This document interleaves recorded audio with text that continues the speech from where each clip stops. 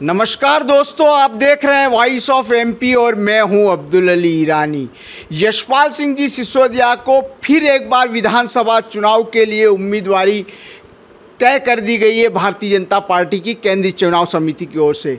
चौथी बार भारतीय जनता पार्टी की ओर से मंदसौर विधानसभा क्षेत्र से यशपाल सिंह सिसोदिया उम्मीदवार होंगे। उनके विजय का रिकॉर्ड की बात करें, उनके जीत के रिकॉर्ड की बात करें तो अभी तक का जीत का रिकॉर्ड, चाहे पार्षद का चुनाव हो, चाहे नगर पालिका अध्यक्ष का चुनाव हो, चाहे विधायक का चुनाव हो, 100% रिकॉर्ड विजय का रहा है। आइए, मेरे साथ मौजूद है यशपाल सिंह जी सिसोदिया। बात करते हैं कुछ खास मुद्दों पर। सर, सबसे पहले वॉइस ऑफ एमपी परिवार की ओर से आपको बधाइयाँ और आपका स्वागत है। ईरानी जी, बहुत बहुत धन्यवाद। मैं एक लोकप्रिय चैनल के साथ आपसे साक्षात्कार कर रहा हूँ, मैं आपका आभार व्यक्त करता हूँ। सर, पिछली 3 बार के विधानसभा चुनाव के बाद चौथी बार फिर हाईकमान ने आप पर भरोसा जताया है, क्या कहेंगे? भारतीय जनता पार्टी का केंद्रीय नेतृत्व और राज्य के नेतृत्व ने मुझे जैसे छोटे से कार्यकर्ता को यदि चुनाव के मैदान में उतारने का फैसला किया है तो यह विश्वास और भरोसा जनता का भी है और भारतीय जनता पार्टी के जो पदाधिकारी कार्यकर्ता है उन सब का जो समर्पण है ईरानी जी।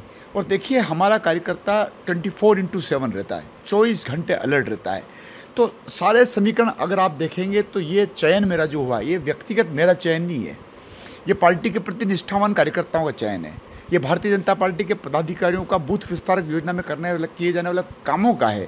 ये भारतीय जनता पार्टी के कार्यकर्ता, पदाधिकारी, सरपंचगण और मेरे जो जनता जनार्दन है उनके द्वारा बताए गए विकास निर्माण कार्यों को ज़मीनी हकीकत में बदलने का जो काम किया, ये उसका विश्वास और भरोसा है। सर, पिछली 3 बार से विधायक हैं आप, जनता के पास जाएंगे, क्या रिपोर्ट कार्ड लेकर जाएंगे? मेरा रिपोर्ट कार्ड ईरानी जी बिल्कुल हाथ कंगन को आरसी क्या, पढ़े लिखे को फारसी क्या। ज़मीन पर अगर आप देखेंगे तो विकास की दरकार करने वाली जनता, विकास की अपील करने वाली जनता आज मंदसौर विधानसभा क्षेत्र में, मंदसौर शहर में विकास के कामों को लेकर के पूर्ण रूप से संतुष्ट है। तभी तो जो रिपोर्ट कार्ड बना है, जो एग्रीगेट बना है, उसमें विकास की अवधारणा तो सुनिश्चित हो ही है, गरीब कल्याण का एजेंडा भी हमने ज़मीन पर पहुंचाया है। और देखिए, लोगों को हम व्यक्तिगत रूप से जिस प्रकार से मिलते हैं, उनका काम करते हैं, मोबाइल को लगातार सीने से लगा करके और 24 घंटे उसको देखते रहते हैं, व्हाट्सएप को देखते रहते हैं, रिप्लाई देते रहते हैं, ये सारी चीज़ें जब आती है तो जनता उसको लेकर के प्रसन्नचित होती है। और जनता प्रसन्न है तभी तो ईरानी जी मैं लगातार 2008 से लेकर के 2013 का चुनाव, 2018 का चुनाव लगातार मैं जीतता चला आ रहा हूँ। कारण कि जनता भारतीय जनता पार्टी के प्रति विश्वास और भरोसा रखती है।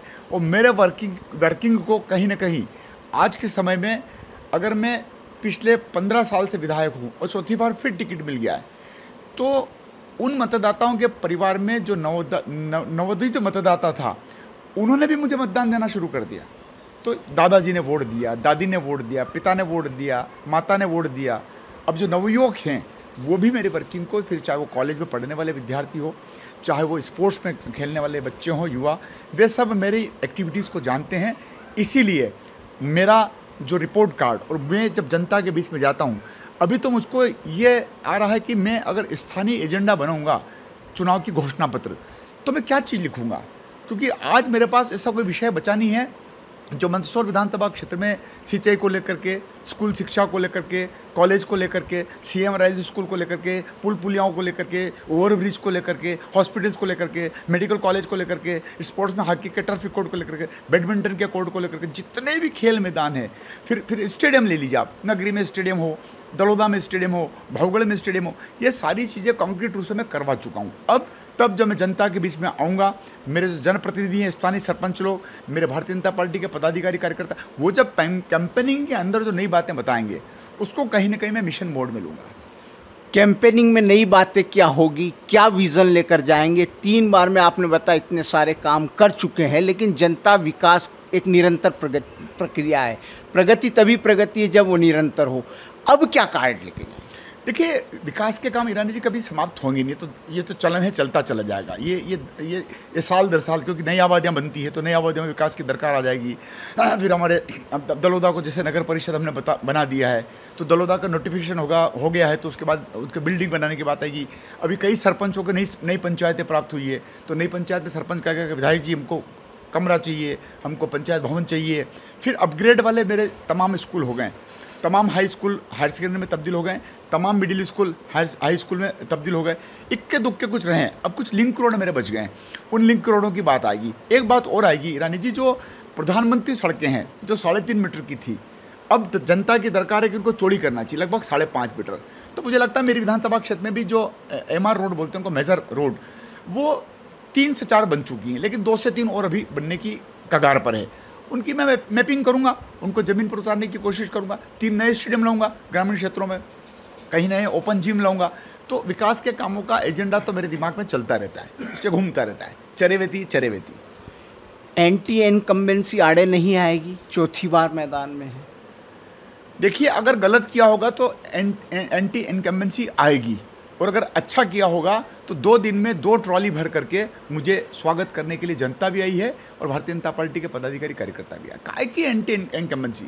जब जनता के सारे काम हो रहे हैं, जनता प्रसन्न है। और 1 साल पहले यदि जनपद पंचायत मंदसौर जिले में भारतीय जनता पार्टी की बन गई, जिला पंचायत भारतीय जनता पार्टी की बन गई, जनपद सदस्य हमारे बन गए, सरपंच हमारे 90% बन गए, नगर पालिका हमारी 24-25 वार्डों से ज़्यादा जीतती नहीं थी, आज हम 30 के पार हो गए। तो कहाँ एंटी इनकम्बेंसी? अभी हाल ही में तो 1 साल पहले कमल के फूल पर बटन दबा करके भारतीय जनता पार्टी को विजय शेर दिलाई है।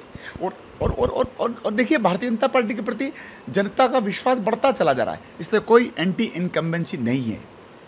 सर, लोगों का आरोप है कि अभी जो आपने काम गिनाए या बहुत सारी चीज़ें, जैसे पशुपतिनाथ की बात करें, तो चुनाव के एंड पहले इसकी घोषणा हुई, तो चुनाव के समय आते आते विकास कार्यों की घोषणा कर रहे हैं। नहीं, गलत। जिन्होंने आपको बताया है उनको शायद तारीखों की जानकारी नहीं है। मंदसौर का गौरव दिवस 8 दिसंबर, वो तो पिछले साल की बात है, लगभग पिछले साल। और तब जब मंदसौर में माननीय मुख्यमंत्री जी आए थे और गौरव दिवस पर हज़ारों की संख्या में मैंने एक मांग रखी थी। तब तक भूत भवन भगवान महाकाल का जो परिसर है, लोक परिसर में तब्दील होना प्रारंभ हो गया था। तो मैंने कहा था मुख्यमंत्री जी से कि उज्जैन के ज्योतिर्लिंग के बाद, महाकाल के बाद, मंदसौर को भी दरकार है हमारे अपने मंदसौर परशुराम मंदिर की कॉरिडोर की। और देखिए, आप नीमच जिले में भी तो भादवा माता का काम शुरू हो गया है, एजेंसियां तय हो गई है, टेंडर फ्लोट हो गए हैं। तो ये घोषणा कोई चुनावी घोषणा नहीं है, ये टेंडर फ्लोट हो गए हैं, निर्माण एजेंसी तय हो गई है, मैपिंग हो गई है, सारा खाका तैयार हो गया है। अब जिनको आलोचना करना है वो तो, अगर एक दिन पहले भी अगर 52,000 करोड़ रुपए के लोकार्पण शिलान्यास माननीय मुख्यमंत्री जी ने की है, तो हम तो कांग्रेस के लोगों से पूछना चाहते हैं कि आपके वार्षिक बजट था 1 साल का 21 से 22,000 करोड़, हमने चुनाव की आचार संहिता के पहले 52,000 करोड़ रुपए के लोकार्पण और शिलान्यास किए।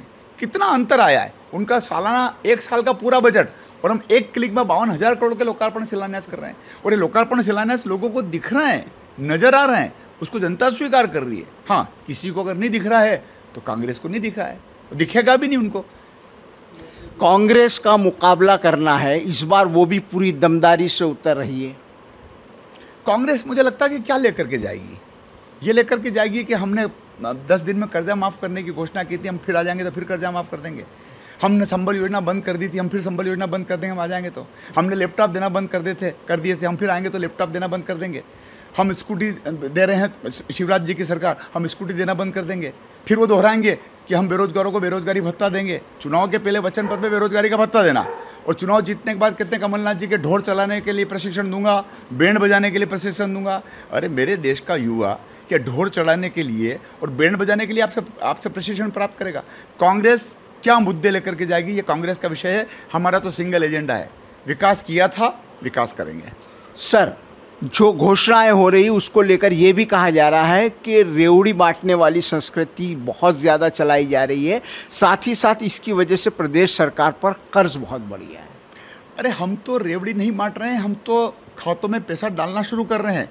क्या कमलनाथ जी की सरकार अगर फिर बन जाती है तो अगर हम घाटे की सरकार चला रहे हैं, हमारे ऊपर कर्ज का बोझ है 4 लाख करोड़ रुपए का, तो आप क्यों कह रहे हो कि 1500 रुपये में हम लाडली बहना को दे देंगे? आप क्यों गुलाबी पीले फार्म भरवाने की ओर अग्रसर हो रहे हो? हमारा खून खून, तुम्हारा खून पानी, ऐसा थोड़ी चलेगा क्या? हमारा बजट अगर डिफ्रेशन का है तो हम किस प्रकार से ओवरड्राफ्टेड सरकार नहीं है ईरानी जी, कभी एक दिन भी ओवरड्राफ्टेड सरकार नहीं है भारतीय जनता पार्टी के नेतृत्व वाली सरकार। और कांग्रेस के लोग अगर हमारी सरकार के ऊपर उंगली उठा रहे हैं तो फिर आप क्यों रेवड़ी बांटने की बातें कर रहे हैं? हम तो ज़मीनी हकीकत में 1000 रुपये से लेकर के 1250 देना शुरू कर दिया। हम 1500 भी देंगे, चरणबद्ध तरीके से 1700 भी देंगे, हम 2000 भी देंगे और फिर आगे चल करके 3000 देंगे। महिलाओं को अगर सशक्तिकरण करने के लिए मध्य प्रदेश की सरकार, भारत की सरकार, कह दे कमलनाथ जी कि हमारी सरकार अगर आ जाएगी तो 33% जो हम लोकसभा विधानसभा में महिला मातृशक्ति को आरक्षण दिया है भारतीय जनता पार्टी की सरकार ने, ये अलग बात है कि वो सर्वानुमति से हुआ है, लेकिन हम उसको बंद कर देंगे। हमें तो इस बात का डर और खतरा रहता है कि ये कहते क्या हैं और ये करते क्या हैं। रोजगार के क्षेत्र में आपके कार्यकाल में क्या खास उपलब्धि रही? देखिए, मेरे कार्यकाल में अगर आप देखेंगे तो औद्योगिक जगत में हमने MSME के अंतर्गत नवोदित युवकों को जोड़ने का प्रयत्न किया है, जतन किया है, और साथ साथ एक परिभाषा हमको थोड़ी और परिवर्तित देखना पड़ेगी। अगर भारतीय जनता पार्टी की सरकार ने सड़कों को BOT में दिया है तो आपको रोजगार दिखता कि नहीं दिखता, कांग्रेस को दिखता कि नहीं दिखता, मुझे तो दिखता है। टोल बूथ पर बिटियाएँ, महिलाएं ऑपरेटिंग करती है, नया गांव से लेकर के और लेबर तक 5 टोल बूथ हैं, इंदौर से लेकर के भोपाल तक 4-5 टोल बूथ हैं। मैं आपको रोजगार बता रहा हूँ। सड़क हमने दी है प्राइवेट सेक्टर में, उस पर बंदूकधारी व्यक्ति बैठा है, रोजगार मिल रहा है। उस पर बिटिया और बेटे कंप्यूटर ऑपरेटर बन करके और काट रहे हैं रसीद टोल बूथ पर, रोजगार मिला है। मेरे मंदसौर ज़िले में, आपके नीमच ज़िले में अगर सूर्य से बनने वाली लाइट अगर आती है, सौर ऊर्जा, तो वहाँ पर सफाई करने वाले कर्मचारी लगे हैं, चौकीदारी करने वाले लगे हैं। विंड पावर में जो पंखों से जो लाइट बन रही है पूरे मंदसौर नीमच ज़िले में, उसमें मॉनिटरिंग करने के लिए जीपें गाड़ी लगी है। उन टावर को खड़ा करने में मेरे गांव के व्यक्ति की JCB मशीन लगी है। ड्राइवरों को रोजगार बढ़ा है, डंपर लगे हैं, गिट्टी का क्रेशर का माल बढ़ा है। तो उद्योग की परिभाषा अगर आप देखेंगे, और मैं ये भी कहना चाहूँगा कि अगर आप देखेंगे तो हमने कितने ऑटो रिक्शा दे दिया मंदसौर ज़िले में, चाहे वो महिलाओं के हों चाहे वो पुरुषों के हों। हमने कितने लोडर वाहन दे दिए हैं, चाहे वो पुरुषों के हो चाहे महिलाओं के हो, क्योंकि हमने रोजगार का ये मायना नहीं है कि सरकारी नौकरी दे दें। हमने सरकारी नौकरी भी दी है ईरानी जी, 1 लाख लोगों को हमने रोजगार दिए इसी वर्ष। लेकिन प्राइवेट सेक्टर में जिस प्रकार से हमने लोगों को, आप बताइए कि मंदसौर शहर का डेवलप हो रहा है, और हमने यदि DMart यहाँ पर लाने में प्रयत्नशील रहे, और हमने DMart वालों को कहा कि नहीं, आप आइए, स्वागत है आपको, हम आपको सारी सुविधाएं देंगे प्रशासनिक तौर पर, जनप्रतिनिधि के रूप में। और उस DMart पर अगर 60 लोग मंदसौर के कर्मचारी के रूप में लगे हैं, मैनेजर सहित, क्या उनको रोजगार नहीं मिला है? रोजगार का डेफिनेशन, परिभाषा थोड़ा परिवर्धित है, इसको समझना पड़ेगा। शिवना नदी के कायाकल्प के लिए क्या काम हुआ है? बेहद प्रसन्नता की बात है कि भारत सरकार के नर्मदा जो गंगा का जो प्रोजेक्ट है, नमामि देवी गंगा, उस प्रोजेक्ट के अंतर्गत भारत की सरकार से 27 करोड़ रुपए का पैकेज हमको प्राप्त हुआ है और उसका काम चल रहा है। लेकिन कांग्रेस को तो उस पर भी भ्रष्टाचार नजर आ रहा है, स्वाभाविक है, आपसे कहा होगा, अन्य चर्चाओं में कहते हैं। लेकिन शिवना नदी में मिलने वाले सारे गंदे नालों को एक जगह एकत्रित कर करके जो टेंडर में प्रक्रिया हमारी आई थी और जो हमारी DPR बनी थी, उसमें रानी जी हमारा फिल्टर प्लांट हमको थोड़ा सा छोटा लग रहा था।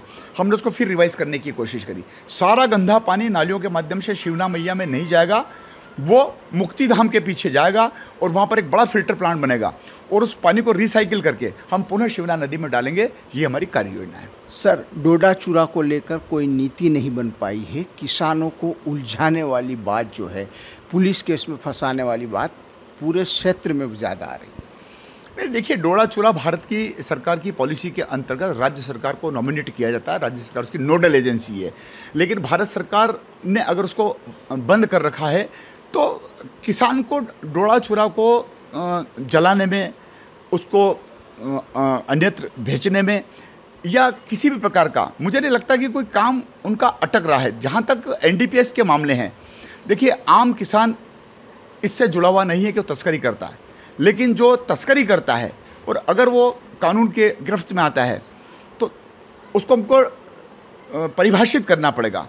किसान नहीं, तस्कर गिरफ्तार हुआ है। डोडा चूरा के मामले में मध्य प्रदेश की सरकार ने जिस प्रकार से रिलेक्शन भी दिए हैं और जिस प्रकार से सहयोगात्मक भूमिका निभाई है, आज मंदसौर और नीमच जिले में बड़ी मात्रा में अफीम उत्पादक हमारे किसान हैं।